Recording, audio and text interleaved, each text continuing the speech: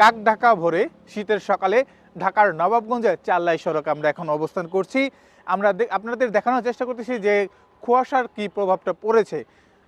আপনারা দেখতে পাচ্ছেন যে আমার পিছনে যে কুয়াশার যে প্রভাবটা দেখতে পাচ্ছেন, এই কুয়াশাতে রাস্তার এক পাশ থেকে অন্য পাশটা কিছুক্ষণ পূর্বেই দেখা যাচ্ছিল না। এই জন্য আমরা দেখেছি যে রাস্তার যে গাড়ি চলাচল করছিল তাদের গাড়ির হেডলাইট জ্বালিয়ে বা ইন্ডিকেটর জ্বালিয়ে তারা চলছিলেন।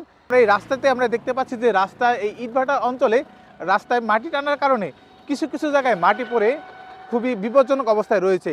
কারণ আমরা এখানে যদি আমি একটু উল্লেখ করতে চাই, গত 2023 সালে এখানে একটা অ্যাক্সিডেন্টের মাধ্যমে একজন হুন্ডা চালকের বা একজন গাড়ি চালকের একটি পা বিচ্ছিন্ন হয়ে পড়েছে। তো আমরা চাই না যে এমন দুর্ঘটনা আরও ঘটুক, বা আমরা চাই এই দুর্ঘটনা এড়াতে। শীত আসলেই কুয়াশাচ্ছন্ন হয়, এখানে নিরাপদ থাকা খুবই কষ্টসাধ্য। তো আমরা যারা গ্রামে বাস করি, আমরা যারা কর্মজীবী, কর্মের তাগিদেই কি আমাদের ল্যাপ কম্বল বা খাতা মুড়িতে শুয়ে থাকা সম্ভব না। সকাল হলেই আমাদের কর্মের তাগিদে বের হতে হয়।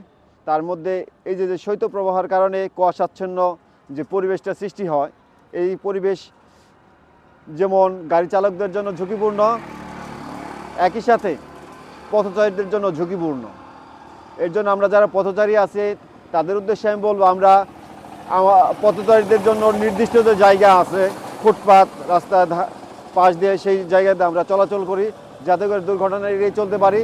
আর যারা গাড়ি চালক আছে, গাড়ি চালক ভাইদেরও বলবো সাবধানে, যারা মোটরসাইকেল চালক আছে তারা হেলমেট পরে প্রয়োজনে হেডলাইট বা ইন্ডিকেটর জ্বালিয়ে জানি গাড়ি চালানো হয়।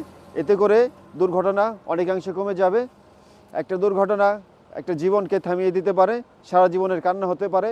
একজন মানুষের সাথে শুধু একজন মানুষই জড়িত না, তার পুরো ফ্যামিলির সমাজ জড়িত।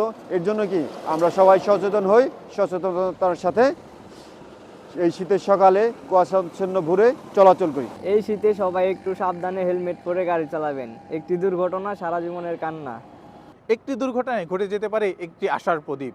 তাই তো প্রয়োজন সকলের সচেতনতা, প্রয়োজন সকলের নিরাপত্তা নিশ্চিত করা। এর জন্য আহ্বান জানাবো সকলকে, যারা গাড়ি ড্রাইভ করছেন যথেষ্ট নিরাপত্তার সাথে গাড়ি ড্রাইভ করবেন, এবং শীতের আসনতে প্রয়োজনীয় লাইট এবং প্রয়োজনীয় ইন্ডিকেটর জ্বালিয়ে চলাচল করবেন। পথচারী যাতে কোনোভাবেই কোনো ক্ষতিগ্রস্ত না হয়, এটাই আহ্বান জানিয়েছেন পথচারীরা। পথচারীদের একটি মূল দাবি আমরা জানতে পেরেছি এখানে এসে, যে তার নিরাপদ সড়ক।